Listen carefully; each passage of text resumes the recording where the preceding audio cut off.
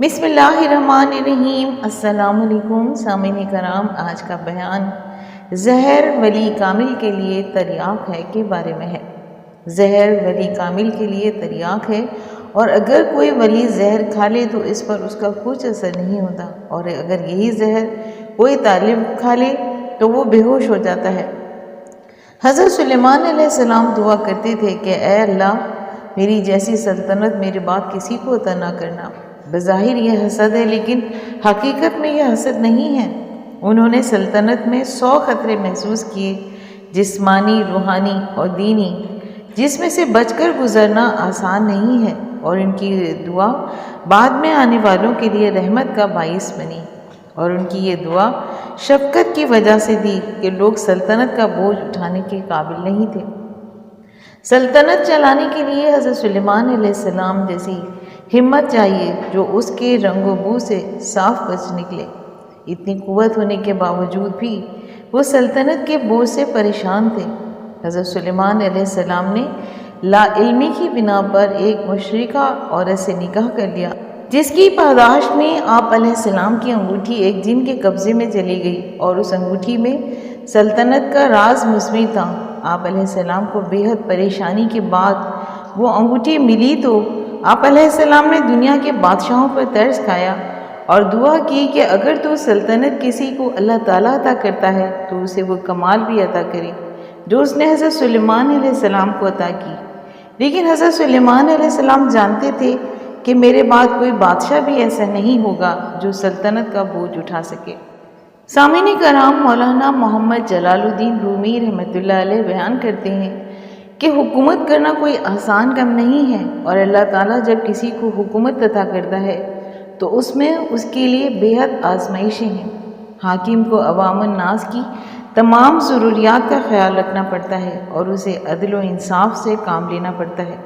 اس کی معمولی سی بھی کوتاہی اس کے لیے وبال بن سکتی ہے، اور بروز محشر سب سے سخت حساب حکمرانوں کا ہوگا۔ اور یہی وجہ ہے کہ حضرت سیدنا عمر فاروق رضی اللہ تعالیٰ عنہ جب خلیفہ بنے تو آپ رضی اللہ تعالیٰ عنہ فرمایا کرتے تھے کہ اگر دریائے فرات کے کنارے ایک کتا بھی پیاسا مر گیا تو بروز محشر عمر رضی اللہ تعالیٰ عنہ سے اس کے بارے میں پوچھا جائے گا۔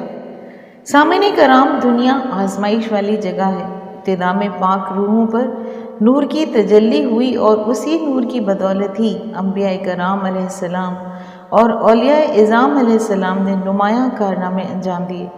یہ نور کی حامل ہستیاں تھیں جو پردے میں ہی رہیں۔ بعد ازاں وصال اسی نور روح کی رفاقت جو ہر انسانیت کی آخرت میں پرستش یہ جوہر آخرت میں ایک صورت رکھے گا، مگر عرض یا اعمال منتقل نہیں ہوتے۔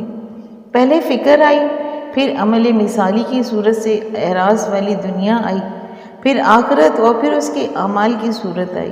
نیک و بد کو جانتے ہوئے اللہ تعالیٰ نے دنیا کو آزمائش والی جگہ بنایا ہے، اس لیے ان کو پوشیدہ رکھا گیا ہے، اور ہر عمل اگر اپنی آخرت والی شکل لے لے تو دنیا کی زندگی میں ہر ایک دکھ دیکھ کر عمل کر رہا ہو اور غیب پر ایمان کی قدرت نہ رہے۔ مولانا محمد جلال الدین رومی رحمۃ اللہ علیہ اس حکایت پر بیان کرتے ہیں کہ اللہ تعالیٰ نے دنیا کی آزمائش والی جگہ بنایا ہے، اور دنیا اور اس کے مال و متاع کو صرف کافر یا منافقی گھر میں باعث زیب اور زینت ہے، اور یہ انہی کو زیبا دیتا ہے۔ اہل اللہ کے نزدیک دنیا اپنی رنگینیوں، دل فریبیوں اور دلکشیوں کا مجموعہ ہے۔ یہ ایک ساحر کی مانند ہے، اور ہر ایک کو اپنے حسن میں گرفتار کر لیتی ہے، اور منافق لوگوں کو اپنا گرویدہ بنا لیتی ہے۔ اس لیے اہل اللہ دنیا کو کفار اور منافقین کی حیات قرار دیتے ہیں، اور دنیا کی حقیقت سے اہل دنیا بے خبر ہیں، اس لیے وہ اس کی چالوں میں آسانی سے آ جاتے ہیں۔ اہل اللہ دنیا کی مکاریوں اور اس کے فریبوں سے بخوبی آگاہ ہوتے ہیں، اس لیے وہ اس کے مکر میں نہیں آتے، اور اس کا مطلوب حقیقی اللہ تعالیٰ ہے، اور وہ ہمتاً اسی کی جستجو کرتے رہتے ہیں۔ سامعین کرام، یہ دنیا ذلت کا کنواں ہے۔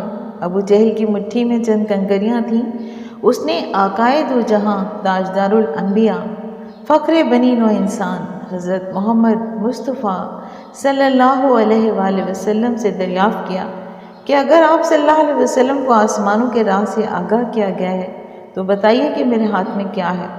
آپ صلی اللہ علیہ وسلم نے فرمایا کہ کیا میں بتاؤں یا وہ خود بتائے جو تیرے ہاتھ میں ہے؟ ابو جہل بولا کہ آپ صلی اللہ علیہ وسلم کی دوسری بات زیادہ انوکھی ہے۔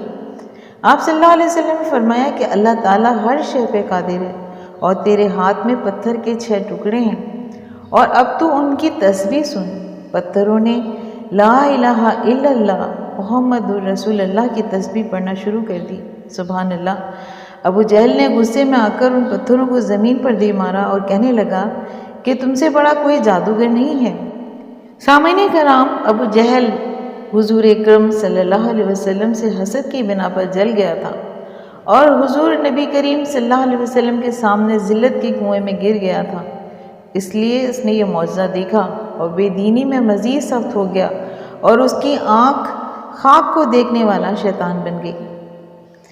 سامعین کرام، اس واقعے سے ہمیں یہ سبق ملتا ہے کہ ابو جہل جیسا بدبخت کوئی نہیں جس نے حضور اکرم صلی اللہ علیہ وآلہ وسلم کے اس معجزے کو دیکھ کر بھی ان کی نبوت کا انکار کیا اور اپنے کفر پر بضد رہا۔ اس کی اس کفر اور حسد نے اسے جہنم اور ذلت کی گہرائیوں میں گرا دیا اور ہمیشہ ہمیشہ کے لیے بارگاہ الہی میں رسوا ہوا۔ سامعین کرام، امید کرتی ہوں کہ آپ کو آج کا بیان پسند آیا ہوگا۔ اگر آپ کو آج کا بیان پسند آیا ہے تو آپ اپنے چینل فضائل اسلام کو لائک اور سبسکرائب کیجیے اور ساتھ لگے بیل آئیکن کو پریس کیجیے تاکہ آئندہ آنے والی ایسی نئی اور معلوماتی ویڈیوز کا نوٹیفیکیشن آپ کو سب سے پہلے ملے۔ شکریہ۔